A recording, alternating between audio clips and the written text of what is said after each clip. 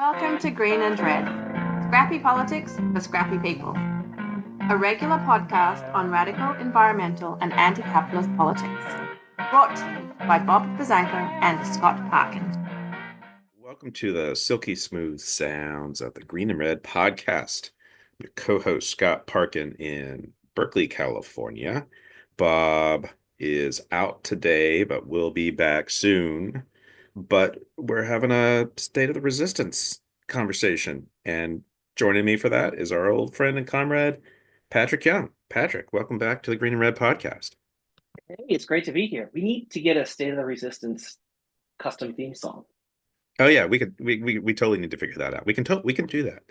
We can get the State of the Resistance hat. Although I wore my wobbly Sabo cat, direct action gets the goods hat today. And for folks who don't know Patrick, who haven't listened to our other episodes with Patrick, Patrick is a labor organizer, climate organizer. He's worked with a number of labor unions. He's worked in Rising Tide North America and with Shutdown DC, and most recently the Movement Infrastructure Project. Patrick is a good troublemaker. And so as we're in this moment, here we are in August of 2025. We've got we're about 6.5, 7 months in on the Trump administration. And we haven't talked, I think, maybe since May. There's a lot that's happened over the summer.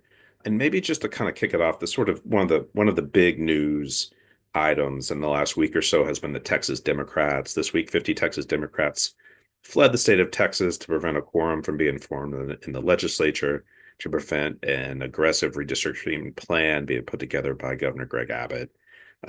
John Cornyn, in an attempt to suck up to Trump and prove how MAGA he is, because he has a difficult primary election coming up, it's called in the FBI. There's a lot of authoritarian moves being made in Texas. There's a lot of authoritarian rhetoric being put out by Trump and others. I'd like to sort of get, this harkens me back to what we saw in the first Trump term, which I used to call hashtag resistance, which was the Democrats, right? Actually doing these performative acts like Pelosi ripping up the speech in Trump's face during, I think it was a State of the Union. But when the Democrats are doing things like this, they've fled to Illinois. The governor of Illinois is sheltering them. Do you see these as legitimate acts of resistance, or is this more of the same performative politics? There's a lot more coming out with this redistricting civil war, as the media is starting to call it. Yeah, I don't think that what they're doing is going to be particularly effective. I wouldn't go as far as calling it completely performative.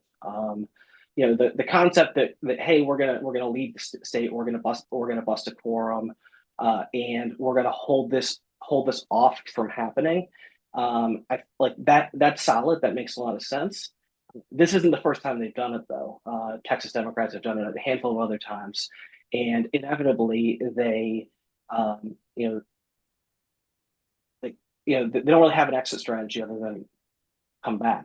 At which point the bill is going to move, and Abbott's not a complete idiot. He was able to pack aid, relief aid for the floods into the same special session. So he's able to kind of put them in a position where they're out. They're holding off this redistricting, but they're also holding off something that folks in Texas need immediate relief on. So they know it's not going to work because you hear the way that they're talking about it, like in their interviews. They're thinking of this as a messaging move, and frankly, I prefer them do a messaging move rather than nothing. But that doesn't mean that they've got the Democrats here have a winning strategy. They are, as you alluded, teeing up some other possibilities in the strategy, ones that I actually don't think are really good ideas. And that is, this idea that, okay, now Gavin Newsom, who anywhere there's a national news story is going to figure out a way to insert himself. He's talking Almost about like he's running for president, you would think. You think he's going to run for president? It just never occurred to me that was a possibility. That's what they say here in California, but who knows? I live an hour away from Sacramento, so My ear's more to the Yeah, ground, closer to the ground, I guess, than you at yeah, this point. yeah. I mean, of course, he's been running since last election. And I was surprised that he didn't jump in front of Kamala. But so he's talking about doing gerrymandering scheme in California, and it sparks this debate within the Democratic Party about like, okay, well, we say that gerrymandering is a bad thing, so why are we going to do it as well? Now, what they always say, what they're saying on the news all the time is both sides do gerrymandering, both sides do gerrymandering, and that is absolutely the case. But if you look at the maps, you look at the most egregious maps. For the past 30 years, it has really been overwhelmingly. We've seen gerrymandering in the most egregious cases benefiting benefiting Republicans. So it really is a more Republican phenomenon. This idea that politicians are able to pick their voters, it's a bad idea, and I don't see that as a real movement building strategy. I mean, it seems like it's just this escalation, which what's it gonna lead to, particularly as we see this ramping up of authoritarianism, right? It's like, Texas in 2019 had a blue surge, almost elected Beto O'Rourke as to the Senate. It actually put a lot of Democrats into the state legislature and the state Senate. It's called the Beto Wave. And ever since then, the Texas Republican Party has been waging war on voting rights. I mean, there's where they're doing this redistricting because they know they're probably going to lose the House because Trump is so unpopular, contrary to what he says in the media. He is so unpopular, and there's probably going to be an anti-Trump wave in 2026, and so they're trying to sort of head that off. But Greg Abbott has been waging war on the blue counties, which are huge metropolitan areas of Texas, since 2018, and it's just it's a race to the bottom. I would actually call it. Well, it's race to the bottom everywhere because Yeah. so if Newsom is able to do it in California, Hochul's talking about it too.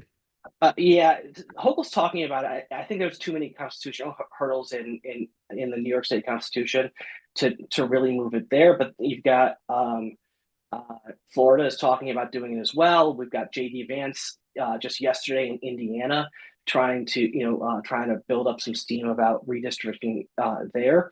There are more.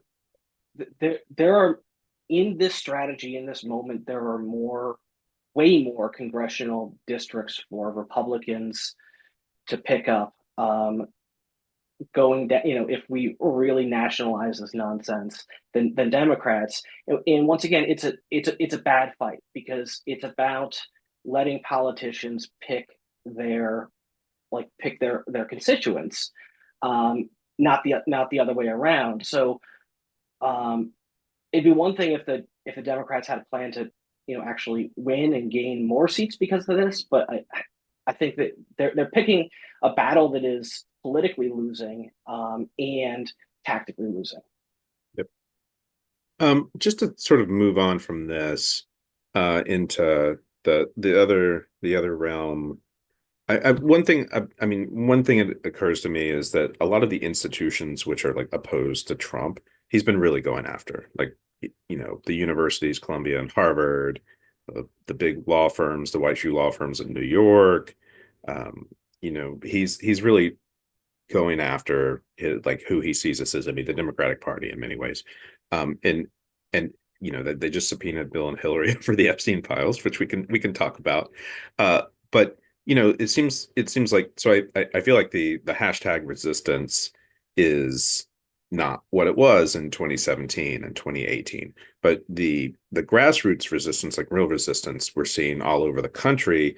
And this is a big umbrella, and this is everything from mass protests, which are hands off, no kings, good trouble. There's more coming. I think there's going to be a big march in New York in September. And then also the community resistance we see in places like Los Angeles and Chicago against ICE and things like that. what is your view on that? It's like this grassroots resistance seems somewhat fierce. There's also lots of corporate campaigns targeting the sort of companies like Tesla's the most obvious example. But as we see the waning of the hashtag resistance and the bending the knee to Trump, but we're seeing fiercer action in the street. I'm just wondering what your thoughts are on that. And like I said, I definitely put this move by the Texas Democrats in the hashtag resistance category. Yeah. Versus like what we see in Los Angeles. And we've done a couple of shows on Los Angeles too in the last couple of months. Yeah, well, I think that we definitely I unfortunately think that we are turning a bit of a corner and moving into a new phase with the grassroots resistance. I'm going to separate that from the the community-based noncompliance and the anti-ICE work. But so we saw the president's the President's Day mobilization that surprised everybody that people came out with the 50-51. Nobody ever heard of this before. They were organizing on Reddit. Then we see hands off mass mobilizations in many cities all over the country and in smaller areas, rural areas, and historically red areas. That was a big story. Then we have the No Kings mobilization. That is timed against the Trump's birthday parade here in Washington, D.C. Once again, mass mobilizations all over the country. In fact, it may have been one of the largest single-day mobilizations in U.S. history. So this is so we saw this grow, from nobody really expecting anything to happen to what may have been the largest single mobilization in U.S. history. And then the next big day of action was the John Lewis Good Trouble mobilizations on the 17th of last month, and there were a lot of them. The map had 2,400 protests, so it's happening in a similar number of places, but in almost every case they were just a fraction of the size of the mobilization that had happened before. So I think that this is part of what we see every time, in every one of these movement moments. Folks are like, oh, well, it's really easy to organize. All we do is we put out an announcement and we tell some people to come, and then bring their own signs. Bring their own signs. Yeah, bring your own signs. Resources show up from somewhere, and it's great. And we're okay. Well, we should call for another one, and we can call for another one. And at some point, you can't just put out an announcement for a mobilization. You need a compelling moment. You need real organization. You need real structure to be able to deliver. And I think that we're at that realization point for that wave of mobilization. What I'm kind of excited about is a bit of a pivot where people are certainly thinking about continued mass mobilizations. We're going to see activity on Labor Day. We're going to see some stuff happen in September. It's going to continue to go on. But we're seeing, I think, two folks leading into two different projects right now. One is this set of non-compliance trainings that in general, the coalition that has been, was doing the No Kings type of mobilizations. They've really leaned into it, particularly Indivisible, thinking about, okay, what does it mean to move from protest to actual active non-compliance, and this arc of trainings and house parties, and that is really building on an area of work that Daniel Hunter and Nadine Block and all sorts of other really smart people in the Freedom Trainers network have been working on since before the beginning of the Trump term. The other thing that we're going to, I think, see over the next the other big story I think we're going to see over the next 4 weeks in terms of that type of grassroots resistance is activity at certainly the town hall meetings of members of Congress. They're on recess for a month, so they're out in the districts. So I think we're going to see, the Trump's big bad bill passed. People are understanding what is in it. They don't like it. So I think we're going to see some significant confrontations happening out in the field. Yeah, I mean, I think that's an important thing to note is the big beautiful bill is, it's stripping away a lot of people's health care and stripping away a lot of stuff. And I personally think, at least on the Republican side, probably on the Democratic side too, is that they're just going to be canceling their town hall meetings, so they're not having to deal with that. And we're already starting to see. I mean, I've been seeing on social media some of those confrontations to kind of get into the sort of non-cooperation, non-compliance, strategy that's beginning to become elevated. I heard Daniel Hunter on a different podcast the other day talking about this, but they actually did this training for 130,000 people on a Zoom call, which is like massive. And what do we think this is going to result in? Because I do agree that even at a certain level, I think mass protests are good. I think it's what keeps the energy up. It's a gateway for lots of people, but it also becomes like a formulaic thing that the state basically bakes into their what they're doing. They've done it for decades at this point.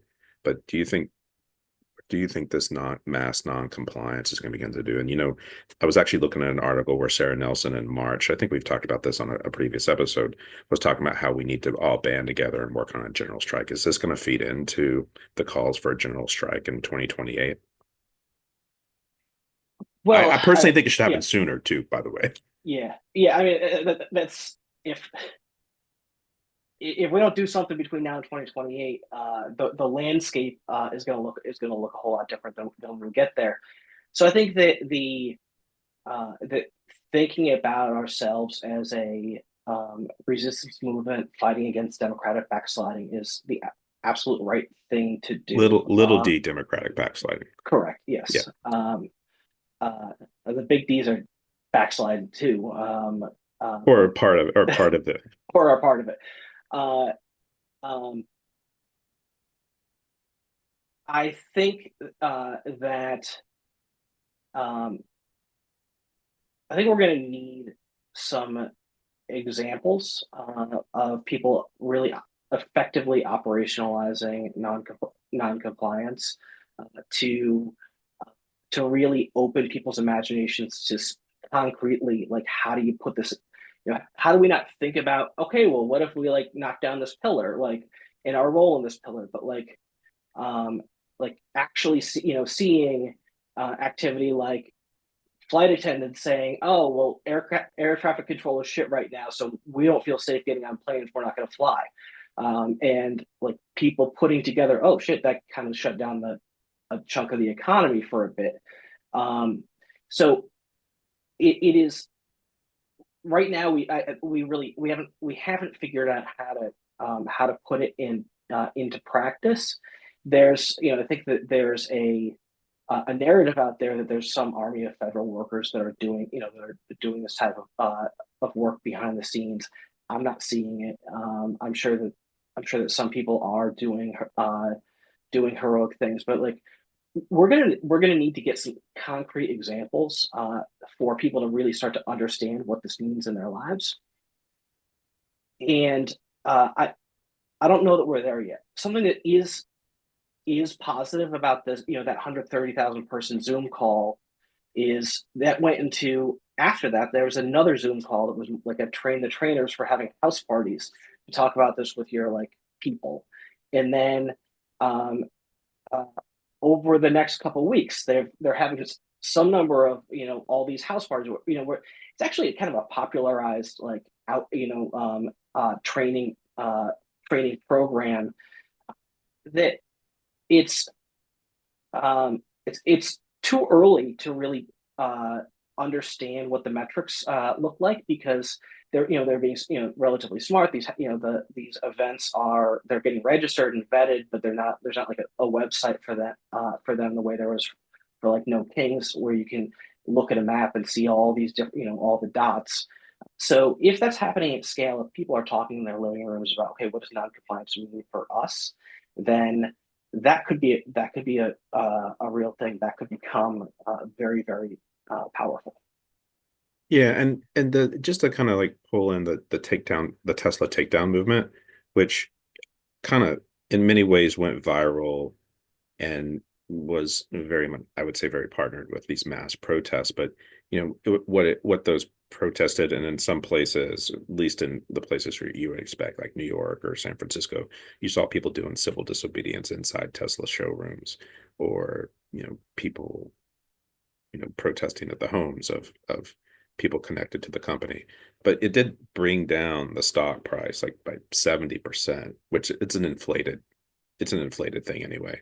But it's interesting that actually had such an impact, to the point where that was one of the contributing factors to why Musk left the government and has had his split with Trump. But to see this and I feel like that was at a scale that I hadn't really expected. But to see this other non-compliance and the machinations of the state is going to be very interesting. I think the whistleblowers that we've been seeing are very interesting. I think there's been like a couple of ex-ICE whistleblowers, and then Anthony Aguilar, who was ex-military, who was at the Gaza Humanitarian Project, who's been very much on the talk show podcast circuit, being a whistleblower about what they're doing in Gaza, is also very interesting. Hopefully encourages other people to do things like that, which I think to me, whistleblowing is a form of non-compliance. Absolutely. And I'm glad you brought up the Tesla takedown, because when I was first on the podcast, we talked about this, and I was very dismissive about the Tesla takedown. I said, hey, this doesn't make any sense. The people who are out there, they're not buying Teslas to begin with. Hell, I've been boycotting Tesla for my entire life.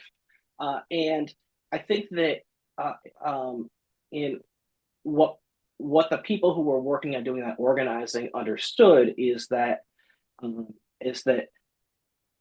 to run an effective boycott of Tesla, you can't just say, "Hey, nobody go buy your Tesla."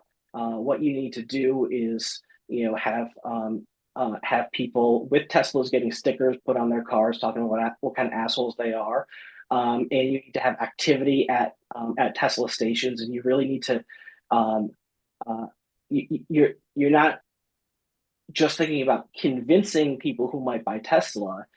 You're creating an environment where it's uncomfortable to buy and own a Tesla, and that's the lesson there. The thing that makes me a little nervous is people talking about running boycotts of everything else now. Well, the Tesla boycott worked, so let's boycott Target.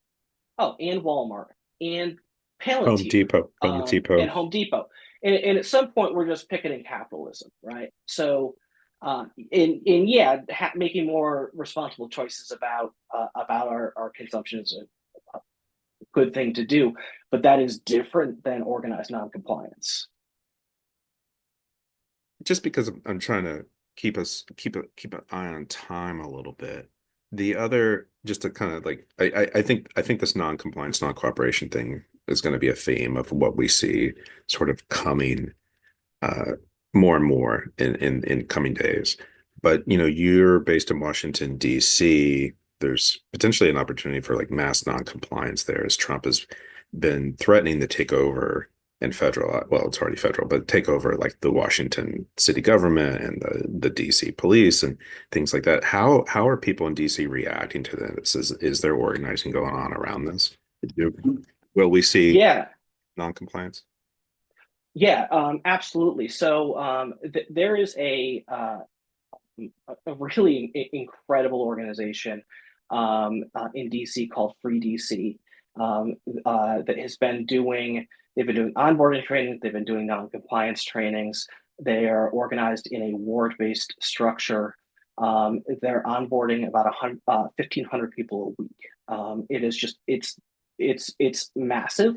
The folks who are involved in organizing it are really, really smart. I've got tons of respect for them, and they're doing some incredible work. So, and they are leaning. I think that the number one like crisis moment that they will, they're naming is some sort of federalization of either law enforcement or the in DC or our home rule, our ability to make some laws as long as Congress says that they're okay.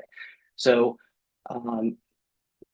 they've been doing a lot of building. They've been involved in a lot of action, but they were like, listen, we're not gonna like really lean into disruptive action like until we're specifically fighting against this red line for us.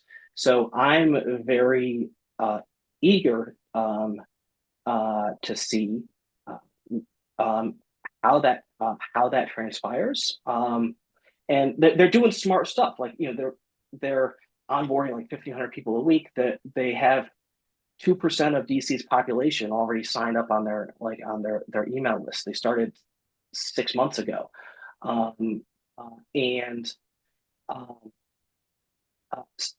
so I think that there's a lot of really really exciting opportunities there.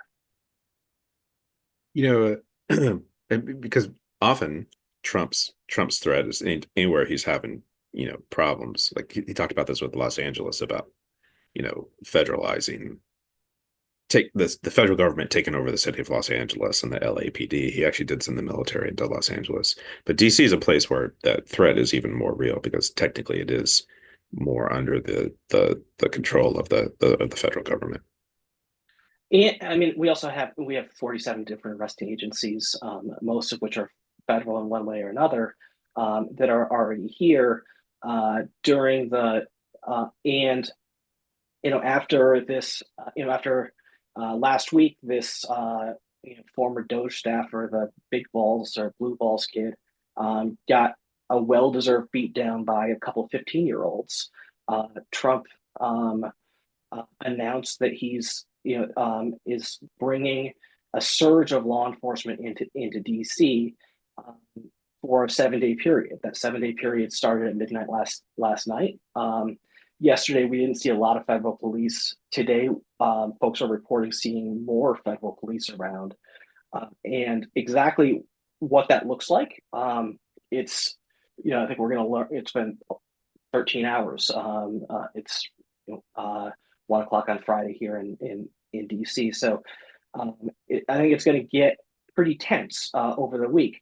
The first communication I got about this was from Free DC with like tips on how to stay safe. In this moment, that also emphasized that like, hey, this is our home, and a way to engage in resistance in this moment is to not hide, and it's to go, be visible, be out in the streets, go for a walk with your kids, have some joy, because that is an act of resistance that we can have in this particular moment. I think it's going to get more acute as we understand exactly what the federal interventions start to look like. Yeah, one of the characteristics of rise in authoritarianism that from my understanding is incompetence, because they hire for loyalty, not competence. And we're also seeing like layoffs of, he just actually laid off a whole bunch of people out of the FBI who were part of the January 6th investigation, that sort of thing. So hopefully one thing we will see through all of this is, whatever they do, if they do things like this, they'll do it poorly. I mean, definitely when I look at the ICE raids in Southern California in particular, it seems like that it's very disorganized, and that the community resistance there is pretty fierce in disrupting their operations. And so they're rolling up to Home Depots in box trucks. This is Patriot Front shit. Like, yeah, I'm sure they're recruiting out of Patriot Front too. Yes. They're recruiting anybody, as we learned in South Park this week. Yeah, that's true. So the last thing I wanted to touch on, well, there's one other thing around the incompetence and the Trump administration is that there's, because we just said we wanted to talk about this, is there's also a level of disruption going on with Trump, at least within his narrative around the Epstein files. I'll just ask you this as a media consumer and as a resident of DC is, what are you seeing around that, if anything? Yeah, so I think that it is the situation is tragic, and uh, uh, it is amusing to watch for as horrific as the experience that the survivors and victims went through. Um, it seems like a really unforced error. I wasn't thinking about Epstein 6 weeks, 6 months ago. It was only that Pam Bondi said, "I have a file with the list," and then didn't said, "There's nothing here." Like, it's a complete unforced error. I think that there's so I think there's a couple things we should be concerned about. What one is, um, uh, how this gets weaponized. Um, uh, the deputy attorney general went to Florida, interviewed Gazelle Maxwell, who the only way she's going to walk out of prison, um, as a before she's 80, is if she gets a pardon from Trump. Nobody was asking people, the government, to open an investigation. People were saying, share what you already found, share what it is you already found. So now they're going and getting this new information, and they're likely to, and there's talk about releasing it, and I'm sure that people like Alan Dershowitz, Larry Summers, Bill Clinton, Bill Gates, all very likely engaged in, Prince Andrew. well, yeah, definitely, we've known that, like, all are implicated in this. So yeah, that's gonna come out, but like, everybody knew that already. I think what I think that we are missing with the files, and in that, is that there's likely something in those files that is, so we all know that these men did terrible things, and they're probably not going to face consequences, for it. And even if the files are released, they're unlikely to face consequences. There's probably something about the sources and methods of how they collected that information, and/or other activity that Epstein was involved in on behalf of some government or something, that uh, that makes that has made it so both sides, both Democratic and Republican administrations, have looked at it and they're like, "Oh, we can't release that." So, it seemed like a forced error, but then, uh, you know I am a little concerned at the way that the um, that the Trump administration is likely to kind of weaponize this next phase to deflect from themselves and move away from whatever is really in those documents.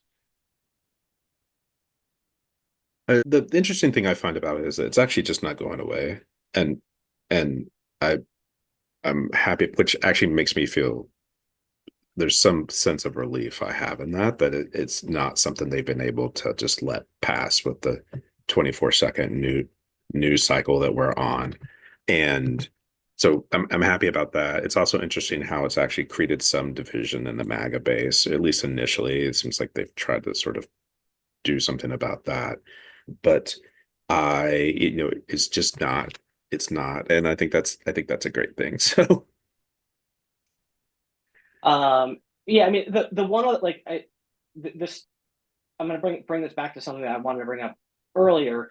I can imagine some version of this playing out during, the Congress doesn't have to do a lot on an ongoing basis. They gotta they've got to pass a budget or a continuing resolution to keep the government running, and we are going to hit another budget deadline on September 30th. And if we got a situation where there's a collision course between the administration and Congress, and Democrats are, in a position to hold the line, then it could become really difficult for Congress to figure out a way to fund the government, and we could see some type of shutdown opportunity around September 30th. And it is just this kind of like, it's not Congress's job to investigate creeps like Jeffrey Epstein, but it is just this kind of like debacle that they have created that could create the perfect storm where there's enough division that they can't actually get something done, and it could have a significant material impact in stalling the Trump operation.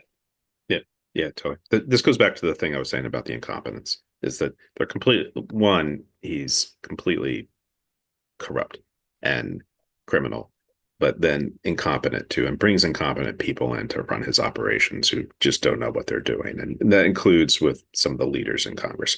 Sadly, I would also say the Democratic leadership is also very bad at politics. And like you're saying, this is another great opportunity for the Democratic leadership to lead, to do something to undermine this push. And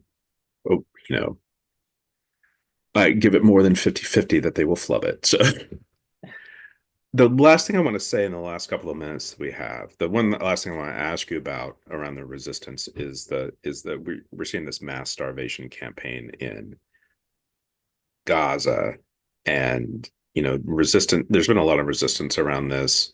You and I were talking about this before the show. We've seen a lot of mass mobilization. We saw actually what I felt like is this pretty strategic action on the base of university students last year. And I'm just wondering, what your thoughts are and what you're seeing on this front. Yeah, so I think that you can only have just big rallies so much. So over the past many months, we've really seen a pivot towards, I think, more strategic interventions, going after corporations like Raytheon and Palantir. We're seeing specific, more targeted action around specific members of Congress with more specific sets of demands. Where the kind of spate of flotillas that we've seen. Greta Thunberg hopped on a boat. Chris Smalls from the Amazon Workers Union was on a flotilla, and I think most interestingly, there's a family of hostages flotilla that is departing relatively it's soon. happening now. Yeah, so I think that we saw a lot of a move towards kind of smaller, more kind of laser focused actions. With the recent news that Netanyahu is saying he's going to permanently occupy Gaza City, and also this, a lot of countries around the world changing their position on recognizing the state of Palestine. We may be pivoting towards a more mass mobilization, mass resistance, or mass disruption moment. And here in the U.S., I also think that we're likely to see much more dramatic resistance going on among the Israeli people, who really have no interest in continuing this war in this particular way. Although I do find polls I see coming out of Israel very troubling, like 80% are unbothered by what's going on in Gaza, or more than 50% support the ethnic cleansing of Gaza.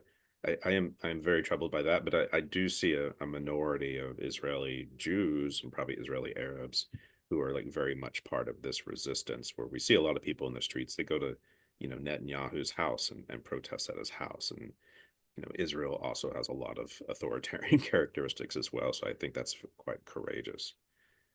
The other thing I want to ask about is we're we're seeing U.S. action targeting contractors like Raytheon and the media. We also had a home demo near DC of the head of the Global Humanitarian Project, which I'm glad to see that is in my opinion, that is an evil entity. Is a very evil entity. It's luring people to food aid and then shooting them. And so I'm glad to see that people connected to the Global Humanitarian Project are being targeted.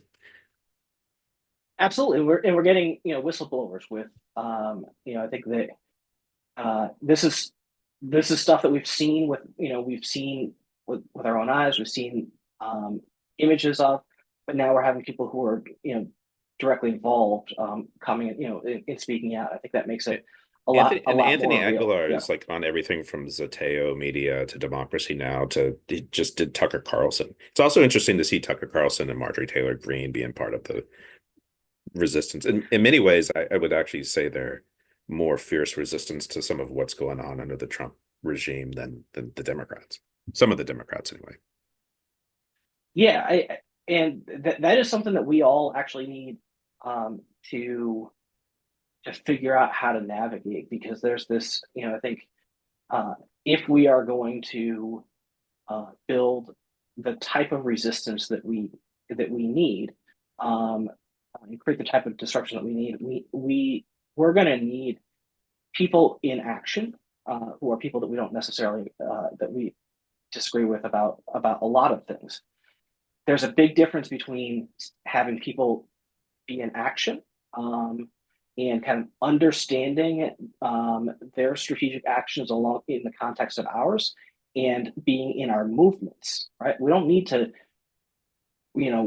open our arms and welcome Tucker Carlson into our movements, but we can understand that some of what he is doing right now is it's moving groups of people that we don't want to talk to. So our challenge is a bit, how do we not put on blinders and ignore the fact that it's happening? Because it's important to understand the full landscape, while also maintaining our political and our integrity, because these are people who say and do things that hurt our communities a lot. Yeah, and I want to say is one of the things that we've also seen historically of resistance movements against authoritarianism is that in the authoritarian foundation, there are wedges, there are cracks, and there are wedges. And so what Tucker Carlson and Marjorie Taylor Greene and others in MAGA world, particularly in MAGA podcast world, as we're seeing it a lot, but also, some political figures and other figures, is that these wedges are really important. And this is where we're starting to see it. I mean, whatever, Trump is also at 35% or 37% popularity with the country, but these wedges in his base are actually very critical to how we win and hopefully avert a complete authoritarian takeover. Absolutely. I'm going to wrap it there. Patrick, great. Patrick, it's been fun talking with you. Folks, we've been talking with Patrick Young in Washington, D.C., organizer and good troublemaker. You're listening to the Green and Red podcast. Check us out on Facebook, Instagram, and Twitter, and Blue Sky. And if you're watching us on YouTube, hit that subscribe button.